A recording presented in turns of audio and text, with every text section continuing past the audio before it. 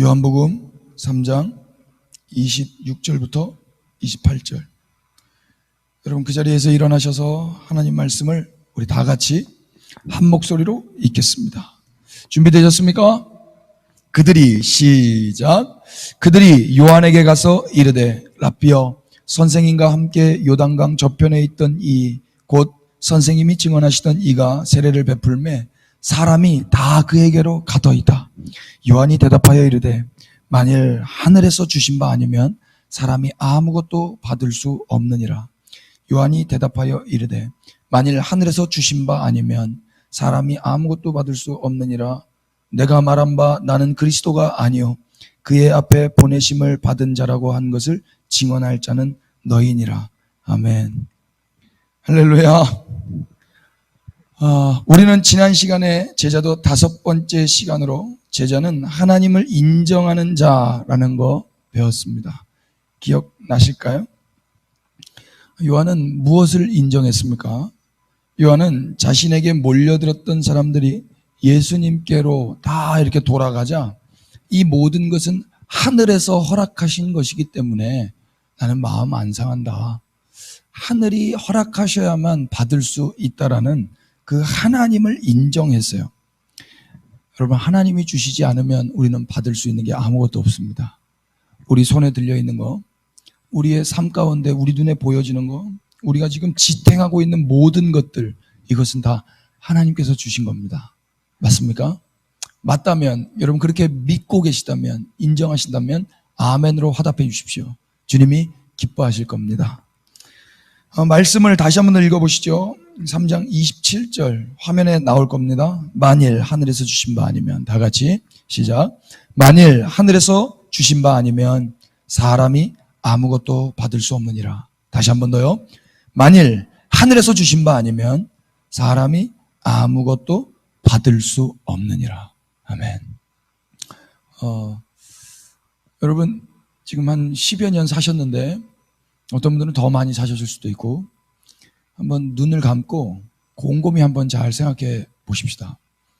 내가 오늘 여기까지 온 것에 도와주셨던 분들, 고마웠던 분들, 여러분 한번 곰곰이 한번 잘 생각해 보십시다. 뭐 많이 있죠. 많이 있는데 한 5분 정도만 한번 생각해 보세요. 그분도 있었지.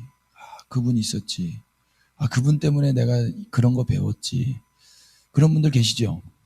만약에 그게 없다면 죄송합니다. 사람이 아닐 가능성이 많습니다. 여러분, 나 그냥 내가 잘나서 여기까지 왔어. 그러면 안 돼요, 여러분. 중학생, 고등학생 여러분. 여러분이 지금 그 자리까지 가 계실 수 있도록 누군가가 희생했습니다. 누군가가 포기했습니다. 누군가가 눈물을 뿌렸습니다. 예수 그리스도께서는 피를 흘리셨습니다. 그럼 누군가가 있었기 때문에 오늘 우리가 여기에 있는 거예요. 어저께가 현충일이었죠. 여러분 기억 잘 못하시겠지만 누군가는 지금 우리가 누리는 이 자유와 번영을 위해서 전 삶을 다 바쳐 숭고한 희생을 하셨습니다. 여러분 동일하게 이제 우리 차례입니다. 우리도 누군가에게 그 좋고 선한 것들을 흘려보내기 위해서 오늘을 살아가야 되는 것입니다.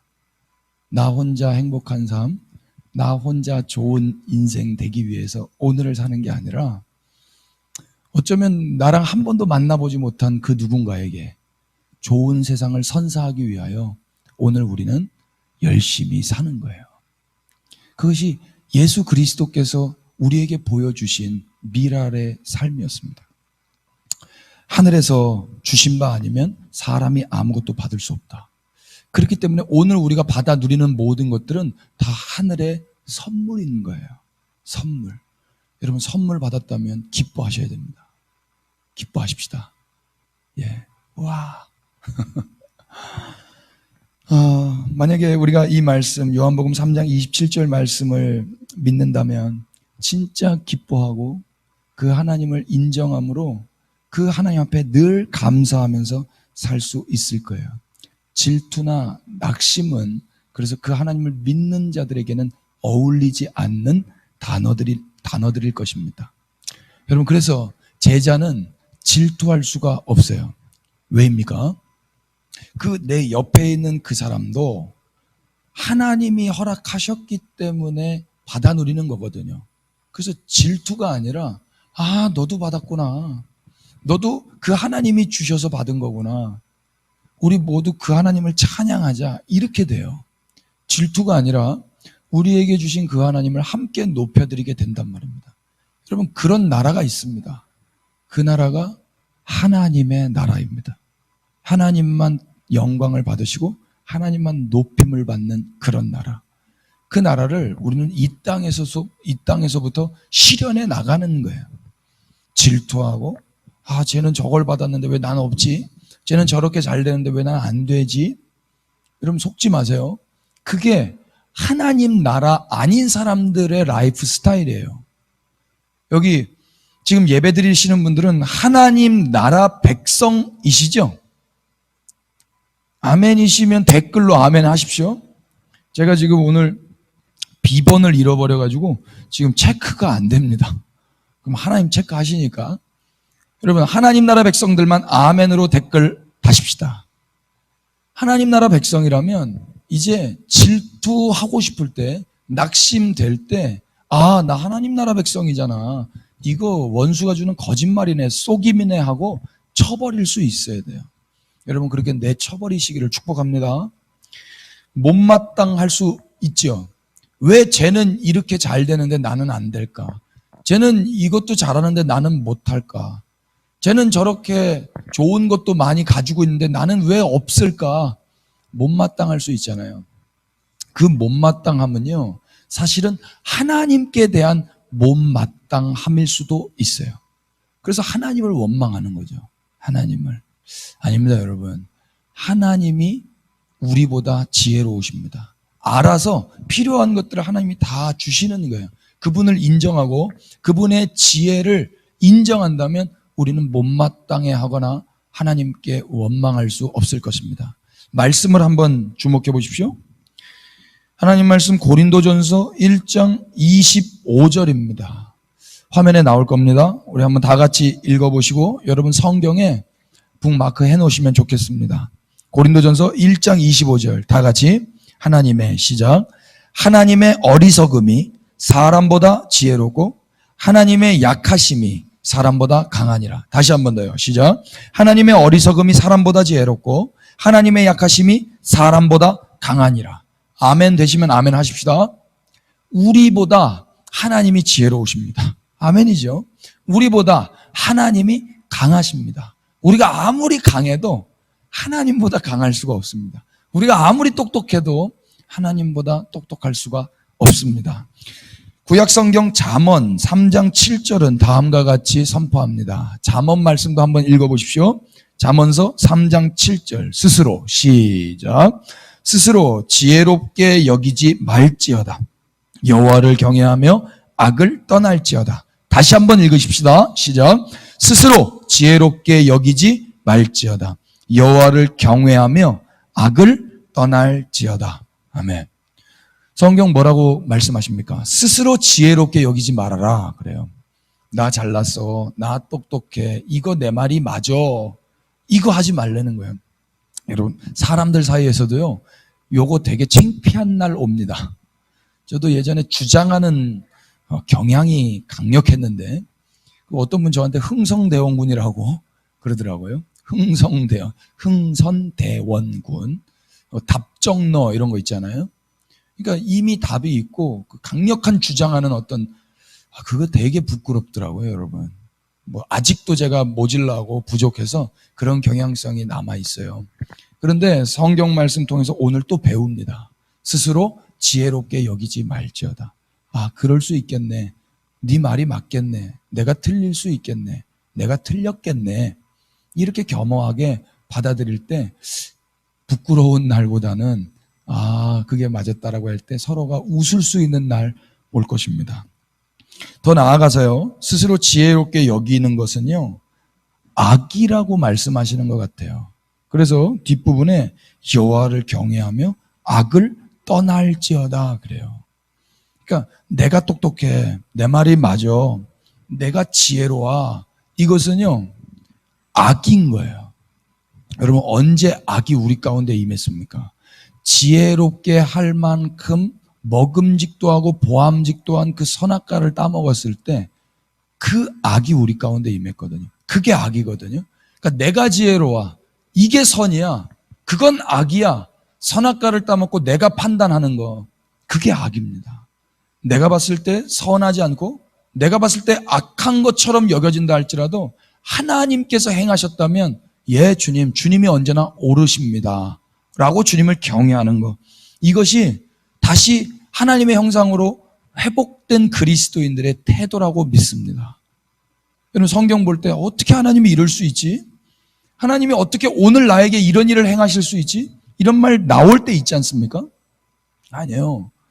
우리는 하나님, 내 생각이 지혜로운 게 아니라 하나님이 언제나 지혜로우십니다 라고 생각한다면, 우리 성경을 볼 때도 이해되지 않는 상황을 맞닥뜨리게 될 때도 주님을 인정하는 것입니다. 그것이 주님을 경외하는 것이며 악을 떠나는 것입니다. 할렐루야. 여러분, 미워하는 사람 있잖아요. 싫어하는 사람인데 잘 나갈 때 있잖아요. 악인인데, 우리가 봤을 때도 악인이고 누가 봤을 때도 악인인데, 소위 우리가 꿈꾸던 돈 많이 벌고 부귀영화 누리고 권세를 막 누리는 그런 사람들이 있잖아요. 그때 하나님 살아계신데 왜 저 사람이 저렇게 아직도 버젓이 살아있습니까? 항변하고 싶지 않습니까? 하박국도 그랬더라고요. 근데 아니에요. 여호와를 경외하면은요, 내가 하나님보다 더 똑똑해지고 싶은 그 악에서부터 떠나는 것입니다. 여러분, 그럴 수 있게 되기를 피차 축복합니다. 스스로 지혜롭게 여기는 건 악이에요. 하나님을 향한 원망보다는 인내하며 하나님의 선하신 섭리를 기다리실 수 있게 되기를 축복합니다. 제자는 하나님이 주시는 분임을 인정하는 자예요. 우리가 첫 번째 찬양했는데, 주님은 주시며 주님은 찾으시네. 저는 예전에 주님은 주시며 라는 이 가사가 주님이 Lord, 주라는 줄 알았어요. 근데 아니더라고요. 영어 번역은요, You give, 주님이 주시는 분이라는 거예요. 주님이 준다, give, 우리에게 주셨다라는 거예요. 그래서 주님이 찾으신다라는 거예요. 여러분, 주님이 다 주시는 분이세요. 그래서 반드시 찾으세요. 내가 준 것 다오. 그 달란트 비유 기억하세요? 어릴 적에? 반드시 주님이 찾으십니다. 내가 준 거 어딨니? 내가 다 줬잖아. 다 줬잖아. 너는 원망하고 있었구나. 너는 비교하고 있었구나. 사람들과 비교해서 낙심하고 있었구나. 아니에요. 그런 말 들으면 여러분 절대 안 됩니다. 예, 주님 주신 거, 주님이 주신 거, 주님의 은혜 가운데서, 성령님의 도우심 가운데서 이렇게, 여기 더 이렇게 풍성하게 남겨왔습니다. 주님 영광 받으십시오. 여러분, 그런 날이 왔으면 좋겠습니다. 우리 모두에게. 주님은 주시는 분임을 인정하는 자들은 그렇게 할 거예요. 그래서 우리는 다 주님이 주셔야만 받을 수 있는 그런 겸손한 존재로 살아가는 거예요. 이것을 지난 시간에 신비한 수동성이라고 이야기했습니다. 삶은 이미 주어진 구조 속에서 우리가 그 안에서 열심히 노력하며 애쓰며 사는 거지, 내가 그 구조를 만들면서 사는 게 아니에요. 그래서 저는 스트럭처보다 컨텐츠가 더 중요하다고 믿는 이데올로기 가운데 살아갑니다. 여러분, 무엇이 더 중요합니까? 구조가 중요합니까? 내용이 중요합니까? 저는 내용이 중요하다면 그 내용이 구조화될 수 있다고 믿는 입장이에요. 여러분들의 입장은 무엇인지 잘 모르겠지만, 삶이라는 것 자체가 내가 구조를 만들어서 그 안에 내가 안전과 행복을 누리는 것이 아니라 주님이 은혜로 구조를 주세요. 주님이 이미 프레임을 짜주십니다. 그리고 눈 떠보니까 그 자리에서 태어나 사는 거예요. 그것을 감사하면서, 주님을 찬양하면서, 주님이 주신 것들을 가지고 더 영화롭게 하면서 다시 그 모든 것들이 주님에게서부터 왔다라는 걸 증명하면서 주님께로 돌아가는 것입니다. 신비한 수동성. 그러니까 이걸 모르고 내가 열심히 공부해서 내 어떤 구조, 나의 어떤 건물을 만들어 보겠다라고 사는 건 엄청난 어리석은 일인 거예요. 이해되십니까? 주님께서 주셔서 우리는 모든 것들을 하는데 주신 분을 망각하고 나만의 그라운드에서 나의 레이스를 달리고 있다면 결과적으로 주님이 바라보시면서 뭐라고 말씀하시겠습니까? 너 뭐하니? 어디 가니? 그 결국에 끝은 뭐가 있니? 주님이 말씀하시는 거예요. 그런 일이 피차 없었으면 좋겠습니다. 오늘 이제 6번째 제자는 누구인가 우리 확인하도록 하겠습니다. 하나님 말씀을 우리가 세번역 성경으로 한번 다시 읽어봤으면 좋겠어요. 세번역 성경이 화면에 나올 겁니다. 우리 다 같이 세번역 성경 요한복음 3장 26절부터 28절까지 읽어보십시다. 요한의 제자들이 시작. 요한의 제자들이 요한에게 와서 말하였다. 랍비님 보십시오. 요단강 저 건너편에서 선생님과 함께 계시던 분, 곧 선생님께서 증언하신 그분이 세례를 주고 있는데 사람들이 모두 그분에게로 모여듭니다. 요한이 대답하였다. 하늘이 주시지 않으면 사람은 아무것도 받을 수 없다.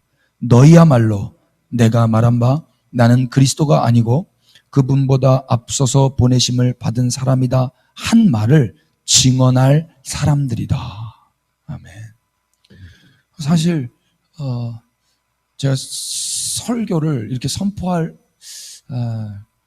의미가 있을까라고 저 개인에게 계속 반문을 해보는데요. 왜냐하면 성경이 너무나도 우리에게 분명하게 말씀하시고 계시기 때문에 성경만 진지하게 성령의 조명하심 가운데서 읽을 수만 있다면 선포자가 그리 필요하진 않을 것 같아요. 개인적인 생각입니다만. 아무튼 여러분 성경 말씀을 잘 주목해 보시면 요한의 제자들이 요한에게 한 이야기는 요한으로 하여금 어쩌면 질투심을 유발하는 아주 위험한 이야기일 것 같다 싶었습니다. 이 뉘앙스 자체가 그런 것 같아요. 선생님, 지금 선생님이라고 말하는 사람들은 요한의 제자들입니다. 요한의 제자가 요한에게 와서 이야기하는 거예요. 선생님이 예전에 말씀하시던 그분이 세례를 베푸는데 사람들이 다 그분에게만 갑니다. 이렇게 이야기를 하는 거예요. 이거 이야기 들으면 웬만해서는 질투 나잖아요.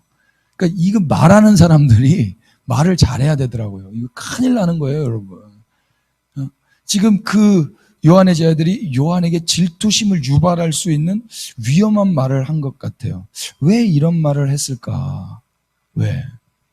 저는 첫 번째로 이들이 자신들의 스승인 그 요한이 했던 말을 잊어버리지는 않았을까? 그렇게 생각이 되어지더라고요. 요한은 누누이 이야기했어요. 나는 그리스도가 아니야. 그리스도가 오실 거야. 나와 너희는 그분이 오실 때까지 그분의 앞에서 그분의 오실 길을 준비하는 사람들에 불과해. 이걸 말해줬을 거란 말입니다. 누누이. 그래서 말한 대로 그분이 오셔서 그리스도답게 세례를 주고 계시는데 이거에 대해서 제자들은 질투심을 유발하는 위험한 말을 하고 있단 말이에요. 왜 그런 거예요? 잊어버린 거예요. 왜 잊어버렸을까요? 사람들이 예수님 오기 전에 자기들에게 몰려왔거든요. 사람들이 자기들에게 몰려와서 마치 자기들이 그리스도인 것처럼 느꼈을 수도 있어요. 착각이라고 합니다. 착각. 이 요한의 제자들이 그런 착각 가운데서 살았던 건 아닌가. 사람들이 나에게 오고 내게 머리를 대고 세례를 받으니까 그들은 자신의 정체성을 잊어버렸어요. 이들의 정체성은 무엇입니까? 다시 한 번 더 28절을 주목해 보십시오. 성경 화면에 나올 겁니다. 내가 말한 바 나는 그리스도가 아니요 그의 앞에 보내심을 받은 자라고 한 것을 증언할 자는 너희니라. 요한의 정체성은 뭐예요? 그리스도가 아닌 것입니다. 그렇다면 요한의 제자들의 정체성은 무엇입니까? 그것을 증언하는 자입니다. 요한은 그리스도가 아닙니다. 더불어 우리도 그리스도가 아닙니다. 우리는 그리스도가 오시기 전까지 그분의 길을 준비하는 자들에 불과합니다. 라는 것을 증언할 자들의 정체성이 바로 요한의 제자들의 정체성이었단 말입니다. 근데 이걸 잃어버린 거죠. 이거를. 요한 곁에서 자신들도 모르는 사이에 그 사람들이 나를 그리스도처럼 여기는 것에 대한 쾌감이 있었을지 모르겠어요. 그 쾌감이 착각하게 한 것입니다. 착각하게. 사람들은요, 자신이 좋아하는 것만 기억하고 좋아하지 않는 것은 쉽게 잊어버리는 망각의 동물들이에요. 자기가 생각하고 싶은 것만 생각하고 생각하고 싶지 않은 것은 그냥 잊어버리는 거예요. 이들에게 중요한 거, 이들이 기억해야 될 건 무엇이었냐면은 우리의 정체성이었어요. 그들의 정체성. 나는 그리스도 아니야. 나는 그냥 그리스도가 오시기 전까지 해야 할 일이 있는 그분의 오실 길을 예비할 사람에 불과해. 우리 스승 요한은 그리스도가 아니야. 나도 그리스도가 아니야. 나는 그것을 증거할 자에 불과해. 이걸 기억했어야 되는데 사람들이 와가지고 그렇게 자신들을 마치 그리스도처럼 대우해 주니까 그 쾌감에 기억해야 될 것들을 기억하지 못한 거예요. 여러분, 우리 지금 기억하고 있습니까? 우리의 정체. 우리는 우리가 스타가 되기 위해서 사는 사람들 아니잖아요. 제가 20대 때 제3국으로 비전 트립을 매년 갔었는데요. 필리핀에 갔었을 때를 기억해요. 지금은 어떤지 모르겠어요. 한 15년 더 된 일이니까. 그때는요, 우리 한국 사람들이 그렇게 필리핀에 가면 정말 수백 명의 꼬꼬마들 있잖아요. 한 10대 미취학 아동쯤 되는 그 필리핀 현지 그 학생들이 구름대처럼 따라와요. 그리고 사인해 달라고. 우리가 무슨 사인이 있어요. 그냥 한국에서 그냥 서울에서 대학생들인데 그냥 아무도 주목하지 않는 대학생들인데 그냥 그 필리핀 친구들이 와가지고 사인해 달라고 오는 거예요. 그러면 이 친구들이 뭐라도 된 것처럼 그들에게 사인을 막 해주더라고. 그리고 이렇게 캠프에 돌아와서 모임을 갖고 기도를 하는데 하나님 앞에 너무 죄송했어요. 하나님 그런 마음을 주시는 거예요. 좋니? 좋아? 우리 되게 좋았거든요. 공연하고 태권도 보여주고 막 춤추고 찬양하고, 그러니까 막 사람들이 그거 끝나고 다음 장소로 이동할 때 막 버스에 따라오면서 막 치면서 사인해달라고 그러고 너무 좋은 거예요. 너무. 뭔지 모르겠는데 괜히 좋은 거예요. 그냥 기분이 좋아서 그 버스 안에 더 막 찬양하고, 주님으로 인한 기쁨이 아니라 우리가 대접받음으로 인한 기쁨이었어요. 돌아가서 주님이 그러시는 거예요. 좋아? 좋니? 여러분, 그런 쾌감에 우리 속지 마십시다. 견월망지라는 사자성어가 있어요. 견월망지. 혹시 아세요? 손가락으로 달을 가리키는 거예요. 그럼 사람들이 뭘 봐야 돼요? 달을 봐야 돼요? 손가락을 봐야 돼요? 달을 봐야 되잖아요. 근데 손가락을 보게 되는 거예요. 그 손가락 가리킨 사람이 으뜸이 되는 거예요. 으뜸이.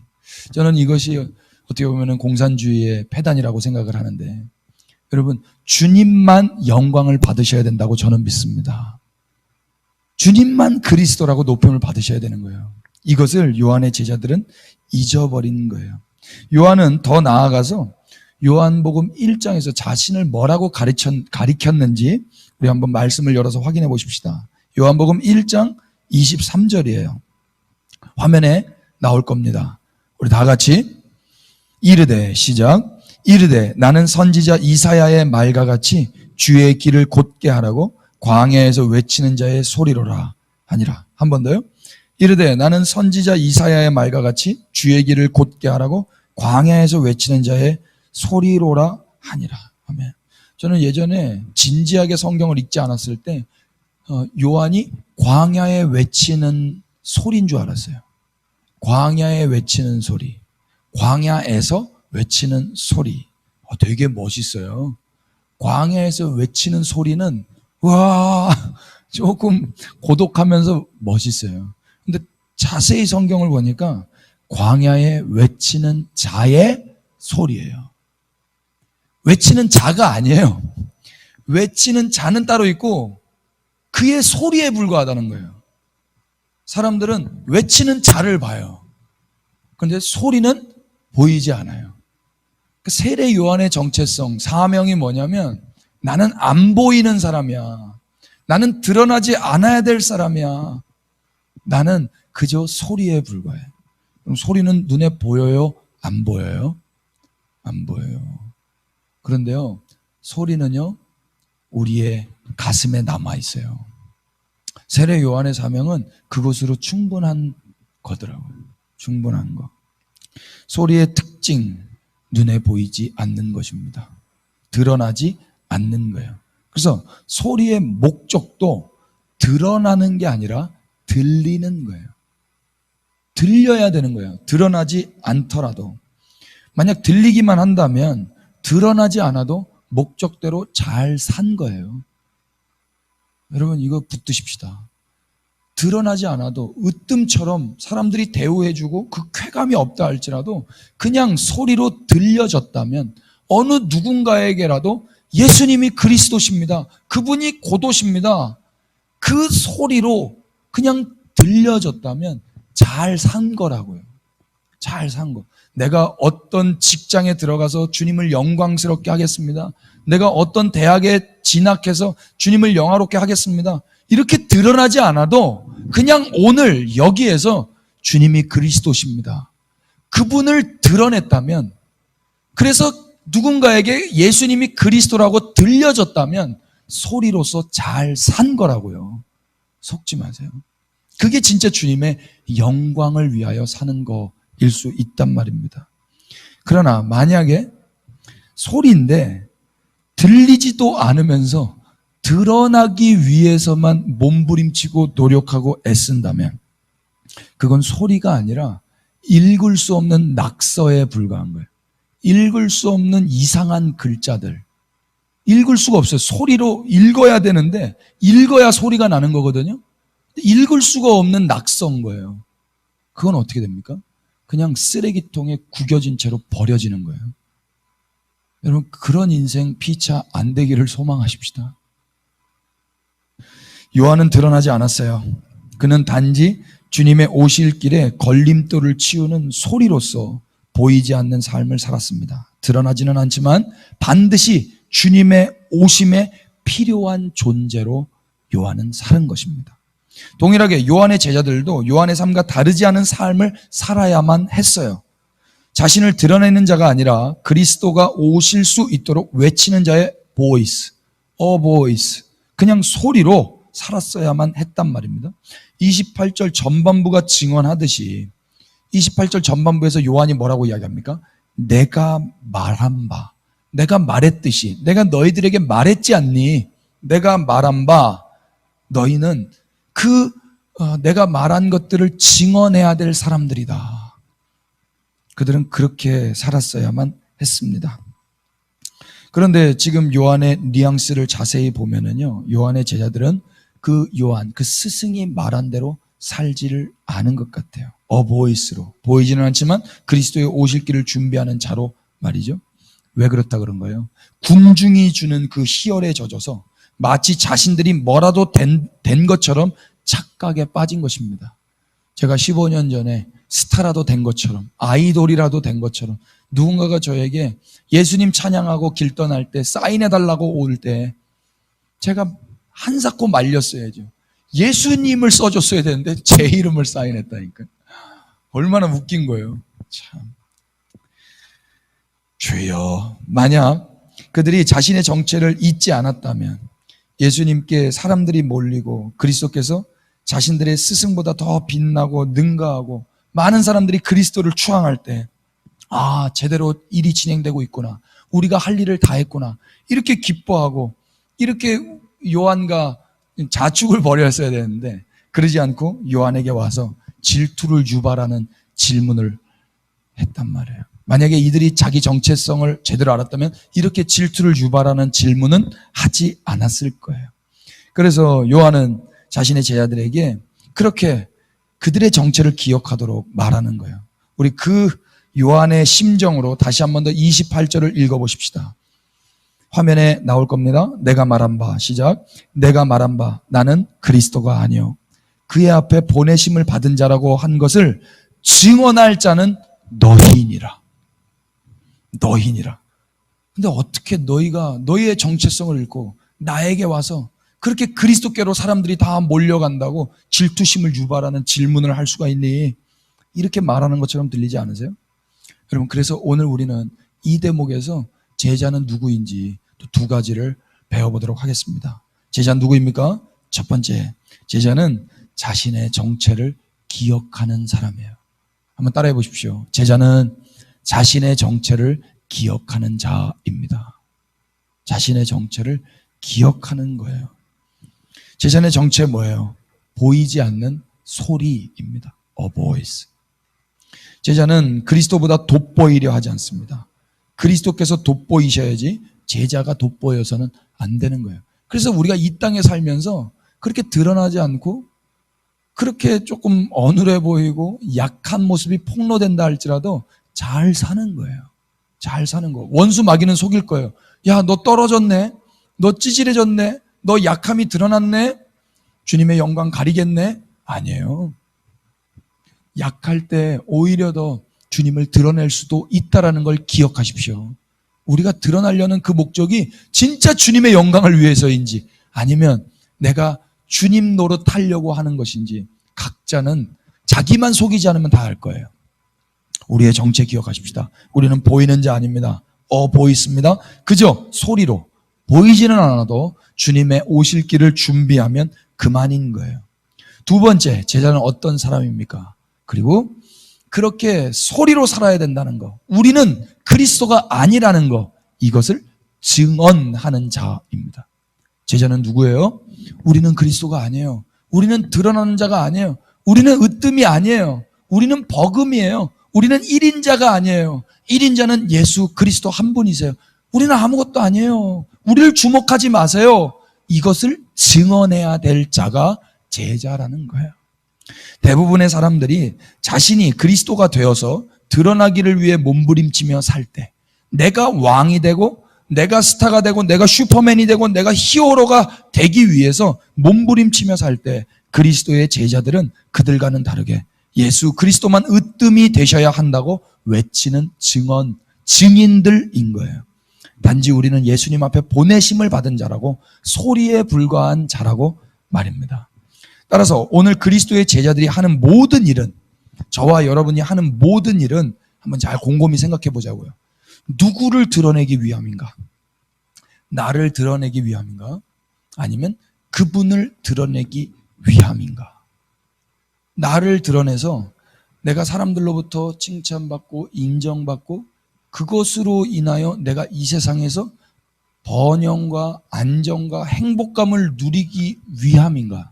아니면 예수 그리스도 그분을 증거하기 위해서 오늘을 열심히 사는 것인가? 잘 질문해 보자고요. 다른 말로 제자는 자신의 길을 곧게 하기 위해서 예수님을 수단 삼아 사는 사람입니까? 아니면 나 자신을 수단으로 내어드린다 할지라도 주님의 오실 길을 곧게 하는 자입니까? 누가 제자입니까? 나의 길을 평탄하게 하기 위해서, 내가 갈 길을 평탄하게 하기 위해서 예수님의 힘을 빌려서, 예수님의 이름을 빌려서, 그 명성을 빌려서 예수님을 수단화해서 사는 사람이 제자입니까? 그럴 수 없습니다. 예수님의 진짜 제자들은 나를 예수님께 드려서, 주님 저를 수단 삼으세요. 주님 오실 길에 저를 수단 삼으세요. 제발 저 좀 수단으로 삼아주세요. 저를 도구화해 주세요. 저를 사용해 주세요.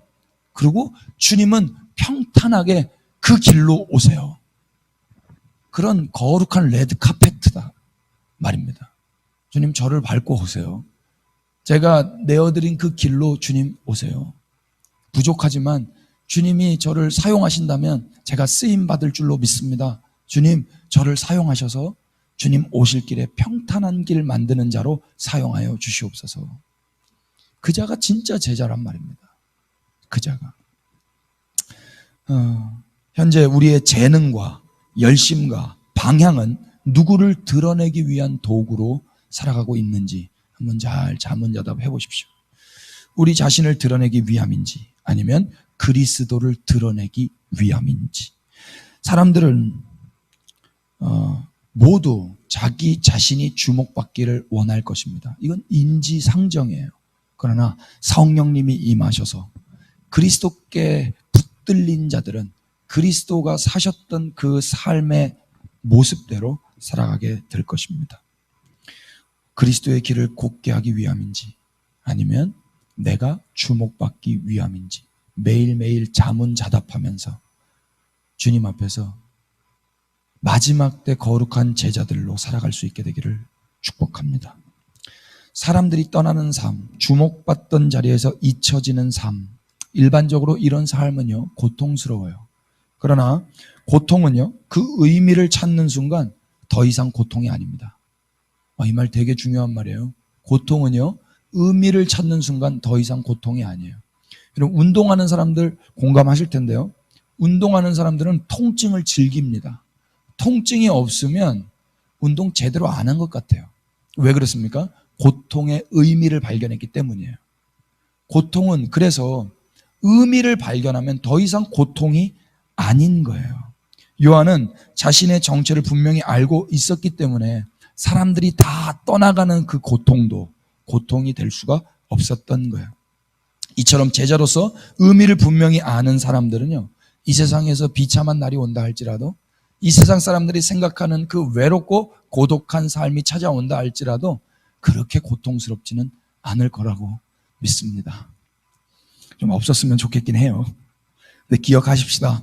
그리스도의 제자는 보이지는 않지만 예수님을 들려주는 소리로 사는 사람들이에요. 이것이 의미 있는 삶이에요. 또 이것을 증언할 자가 진정한 그리스도의 제자들입니다.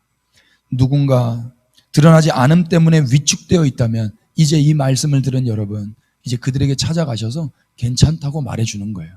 그걸 증언할 자가 그리스도의 제자들이니까 괜찮아. 어차피 우리는 드러날 사람들 아니었어. 그리스도만 드러나시면 돼를 누가 말해줄 수 있겠습니까?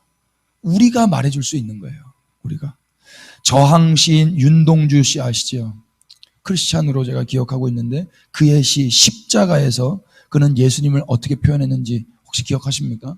그는 예수님을 괴로웠던 사나이 그러나 행복했던 사나이라고 표현해요.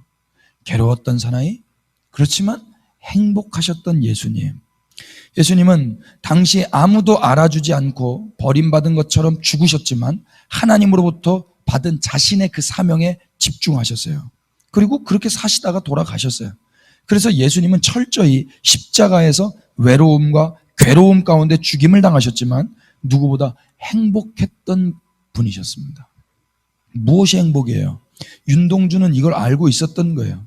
동일하게 예수님의 제자들은 이제 절대 괴로움 속에서 행복을 누리는 역설된 삶을 살아가는 자들이란 말입니다. 얼마나 멋있는 사람입니까? 아니 저 사람은 어떻게 저 괴로움 가운데서도 잘 살지? 저렇게 아픈데 어떻게 웃지? 이게 설명이 안 되는 거예요. 지난주에 제가요 비글 부부라는 유튜버가 있다고 들었어요. 너무 좋은 재밌는 인스타그램에도 하고 그런 부부라고 하더라고요. 그런 이야기를 듣는데 갑자기 그 가정에 100일 정도 된 아들이 있었는데 그 아들이 죽었다는 거예요.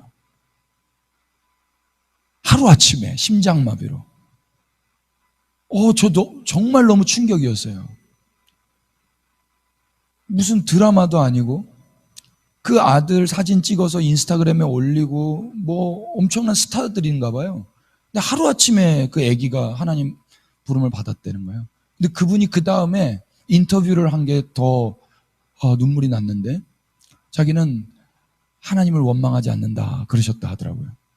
그 젊은 부부인데 하루아침에 자신의 아들이 그렇게 죽임을 당했는데도 괴로웠지만 그 괴로움을 괴로울 수 있겠지만 하나님을 원망하지 않는다고 그렇게 오픈을 한 거예요. 여러분, 이게 어떻게 설명할 수가 있습니까? 괴로웠던 사나이, 그러나 행복했던 예수 그리스도.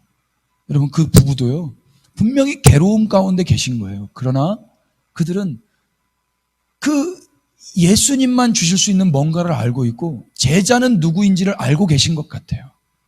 주님의 신실하심을 알고 있고, 주님이 나보다 지혜롭다라는 것을 인정하는 것 같아요. 나는 이해할 수 없지만, 지금 이 상황을 내가 받아들일 수도 없고 내가 이해할 수도 없지만, 그러나 주님은 나보다 지혜로우시고 주님만 영광 받으시면 된다라는 그 제자의 삶으로 그렇게 고백하신 것 같습니다. 피차 우리 가운데 이런 일이 없었으면 좋겠지만, 하나님께서 또 허락하실 때 우리 제자답게 살아가십시다. 이 역설된 삶, 절대 괴로움 속에서 행복을 누리는 역설된 삶. 오늘 윤동주가 살아나서 그리스도의 제자들을 본다면 예수님과 똑같은 말을 해줬으면 좋겠습니다. 괴로웠던 누구누구, 그러나 행복한 누구누구. 이렇게 말해요. 21세기 그리스도의 제자 여러분, 행복은 쾌감이나 쾌락이 아니라 의미 있는 삶에서 나온다고 스벤 브랭크만은 이야기했습니다. 아리스토텔레스도 이야기했어요. 행복은요, 쾌감이 아니에요. 쾌락이 아니에요. 지금 여러분 언제 행복감을 누리십니까? 친구들과 관계가 좋을 때, 내가 원하던 그 소원을 이룰 때, 거울을 봤는데 왠지 모르게 예뻐 보이고 멋있어 보일 때. 여러분, 그런 쾌락과 쾌감이 없어도요, 우리가 의미 있는 삶 가운데 예수님의 제자로서만 살고 있다면, 비록 괴로움이 찾아온다 할지라도, 사람들이 다 떠난다 할지라도 우리는 제대로 된 삶을 살고 있는 것입니다. 진짜 행복한 삶을 살 수 있는 거예요. 행복은 쾌감이나 쾌락이 아닙니다. 행복은 의미 있는 삶입니다. 제자는 그래서 원하지 않아도 행복할 수 있는 자입니다. 아멘 해주셨으면 좋겠습니다. 이유가 무엇이에요? 제자로서의 정체를 분명히 알고 그것을 증거하는 의미 있는 삶을 살기 때문에 제자는 사람들이 다 떠나도 행복한 사람인 거예요. 잊지 마십시다. 소리로서 들리기만 한다면 드러나지 않아도 목적대로 잘 사는 거예요. 소리는 들리기만 하면 돼요. 들리지도 않으면서 드러나기 위해서만 산다면 그건 소리 아니라 그랬습니다. 읽을 수 없는 낙서에 불과한 거라고 말했어요. 낙서된 종이는 쓰레기통에 처박히지만 보이지는 않아도 광야에 외치는 자의 소리들은요, 사람들의 가슴에 박혀서 그들을 예수님께로 인도하게 될 것입니다. 예수님만 드러나시면 그만인 거예요. 제가 아까 이야기했던 그 두 부부의 그 고백이 어떤 누군가의 그 똑같은 괴로움 가운데 살고 있는 누군가를 자유케 할 수도 있을 거라는 생각이 밀려왔어요. 그들의 가슴에 박혀서 이제는 괴로움을 훌훌 털고 하나님에 대한 원망을 훌훌 털고 어쩌면 더 하나님과 가까운 친밀함이 회복될 수도 있겠다. 그런 소리로 이 부부가 쓰임받을 수도 있겠다. 이런 생각을 조심스럽게 해봤습니다. 예수님만 드러나시면 그만이에요. 예수님만 영광 받으시면 그만이에요. 피차 이 제자의 삶을 일평생 살아내시기를 예수 그리스도의 이름으로 축복합니다. 우리 찬양하십시다.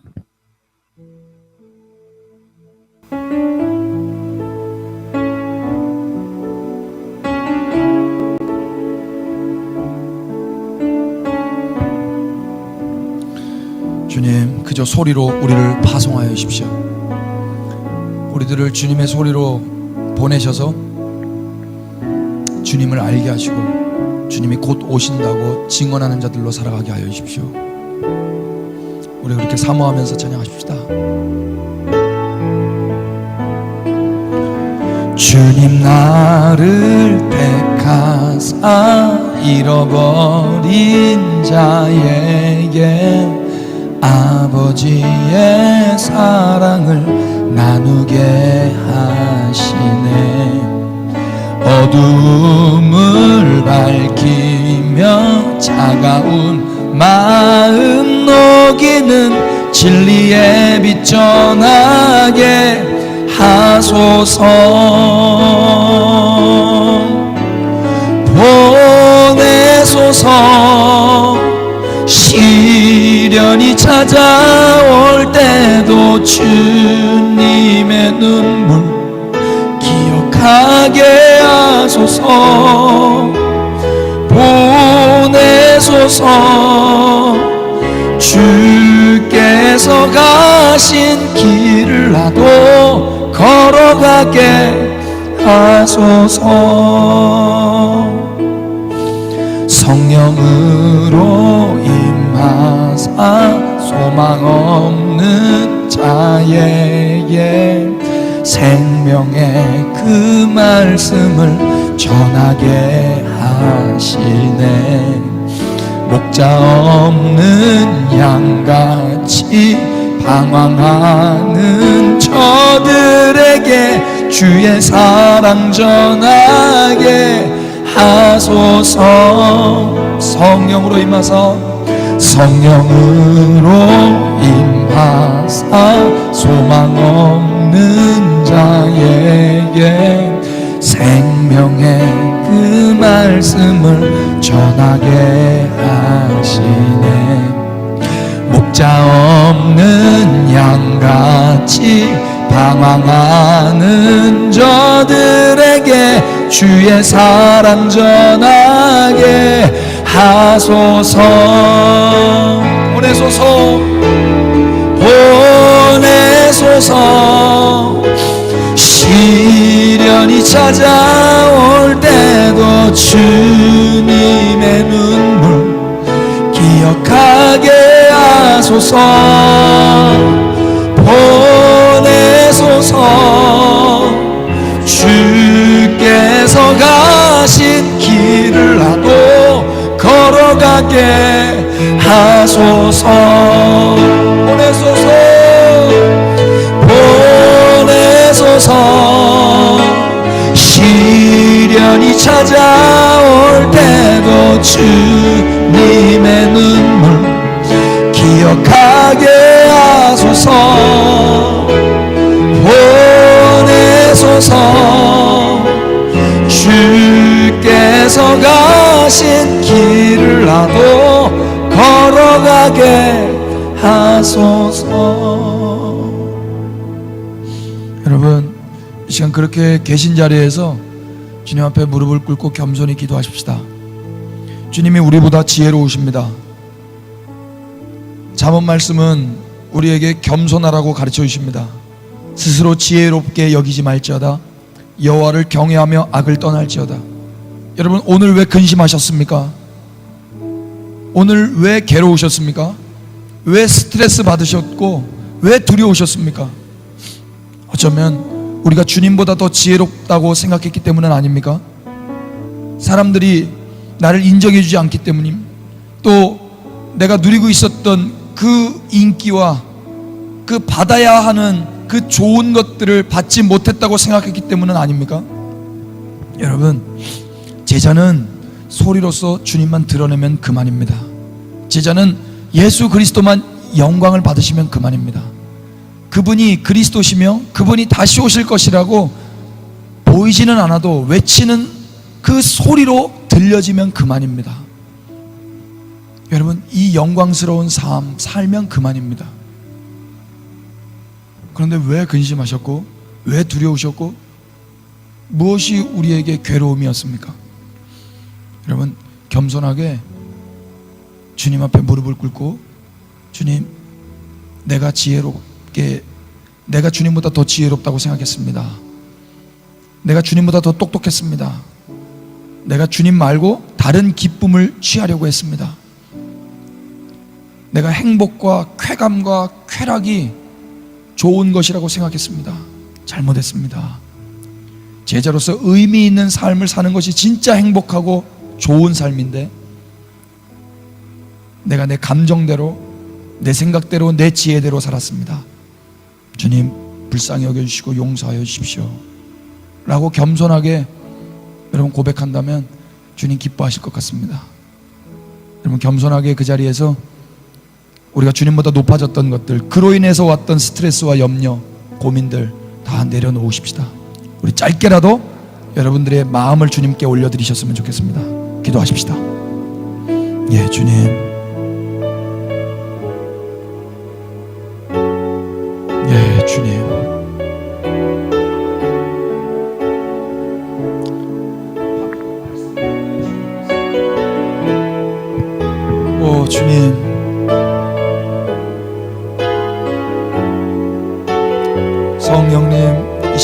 가정 가운데 임하셔서 겸손케 하여 주십시오.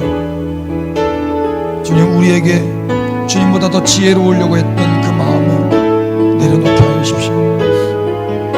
의미 있는 삶, 그것은 나의 행복감과 쾌감이 아니라 주님이 부르신 그 제자의 삶을 감당할 때임을 알게 하여 주십시오. 제자의 정체성 잃어버린 거 있으면 오늘도 기억하게 하여 주십시오.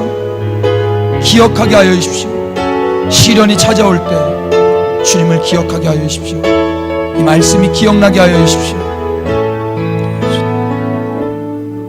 주 예수님, 제자로서의 정체성을 잊지 않게 하여 주옵소서. 내가 누구인지 또 잊지 않게 하여 주시옵소서.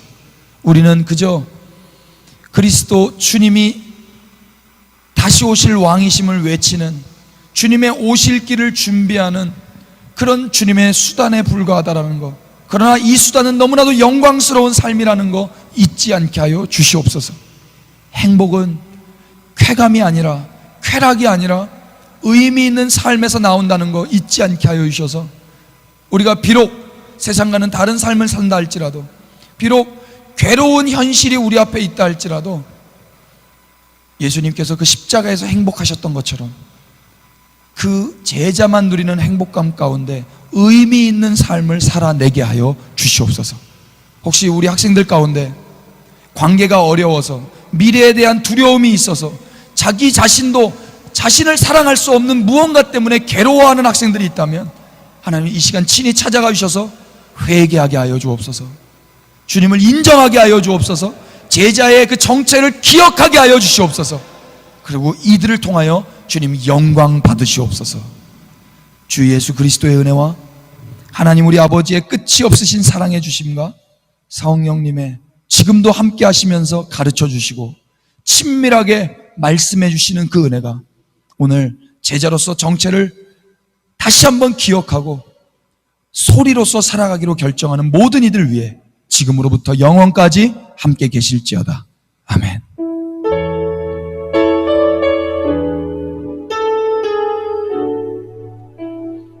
아멘. 우리 주님께 박수로 경배하십시다. 할렐루야. 지금 나가시면 안 됩니다. 질문 드리겠습니다. 가로넣기입니다. 고린도전서 1장 25절인데요. 여러분 한번 댓글 남겨주세요. 하나님의 뿅뿅뿅뿅이 사람보다 지혜롭고 하나님의 뿅뿅뿅이 사람보다 강하니라. 고린도전서 1장 25절 말씀입니다. 빨리 가장 먼저 댓글 남겨주시는 분들께 가장 먼저 댓글 남겨주셨다고 말씀해드리겠습니다. 할렐루야. 두 번째 질문입니다. 스스로 뿅뿅뿅뿅 여기지 말지어다. 스스로 뿅뿅뿅뿅 여기지 말지어다. 여호와를 뿅뿅하며 뿅을 떠날지어다. 여러분 요거는 가장 먼저, 이번에 진짜 가장 먼저 댓글 남겨주시는 분들에게 이번에 진짜로 가장 먼저 댓글 남겨주셨다고 저도 말씀드리겠습니다. 이거 재미 들려가지고 제가 3번 질문입니다. 요한의 제자들이 요한에게 질투심을 유발할 수 있는 질문을 하게 된 이유가 무엇일지 우리 나눴었죠? 한번 생각해 보십시오. 네 번째 질문입니다. 제자들이 증언해야 할 것이 있었습니다. 뭐였습니까? 다섯 번째, 소리의 특징이 있었습니다. 소리는 무엇입니까? 여섯 번째, 고통이 되지 않는 때가 있었습니다. 어느 때였습니까? 고통이 되지 않을 때. 우리 엄마 아빠가 고통스럽습니다, 여러분. 그러나 그 고통이 되지 않을 때가 있습니다. 7번, 행복은 쾌락이 아니라 그랬습니다. 쾌감이 아니라 그랬습니다. 무엇이라겠습니까? 한번 남겨주십시오. 8번, 제자에게 의미 있는 삶은 그렇다면 무엇입니까? 제자에게 의미 있는 삶. 여러분, 내일 학교 가셔서 이런 거 말해주는 거예요. 쓸데없는 말 많이 할 거 아니고요. 9번째, 이번 주에 배운 제자는 어떤 사람입니까? 여러분, 이 9번 질문에 정성스럽게 댓글을 남겨주시는 분들에게 제가 스타벅스 10,000원 상품권 전달해 드리도록 하겠습니다. 이건 진짜입니다. 9번 질문에 여러분 마음을 담아서 그렇게 남겨주시면 우리 학생들에 한해서 그렇게 스타벅스 상품권을 전달해 드리도록 하겠습니다. 실천사항 관련 성구 천천히 읽고 암송해 보십시오. 조용히 눈을 감고 하나님께 받은 것과 받지 않은 것 한번 묵상해 보십시오. 본에서서 우리가 오늘 찬양했는데 다시 한번 하나님께 올려드려 보십시오. 성경 말씀을 통해서 깨닫게 된 거 한번 잘 여러분 노트에 필기해 보세요. 또 주변인들에게 SNS를 통해서 한번 잘 전달해 주십시오. 관련 성구 3가지 있습니다. 여러분 선생님들을 통해서 이 영상을 받으시고 또 이 자료들을 받으셔서 일주일 동안 말씀을 꼭 가까이 하셨으면 좋겠습니다. 저는 선생님들에게 매일 말씀을 보내드리고 있는데 그 선생님들을 통해서 여러분 말씀을 꼭 받으셨으면 좋겠습니다. 그래서 매일의 삶이 그 말씀 안에서 그렇게 잘 진행됐으면 좋겠습니다. 건강하시고 우리 다음 주에 하나님이 또 건강 주시고 생명 주시면 다시 만나십시다. 안 주시면 어쩔 수 없고 주시면 우리 감사한 마음으로 우리 주님을 높여드리면서 다음 주에 또 만났으면 좋겠습니다. 할렐루야. 우리 박수하면서 예배 마치도록 하겠습니다. 할렐루야. 감사합니다.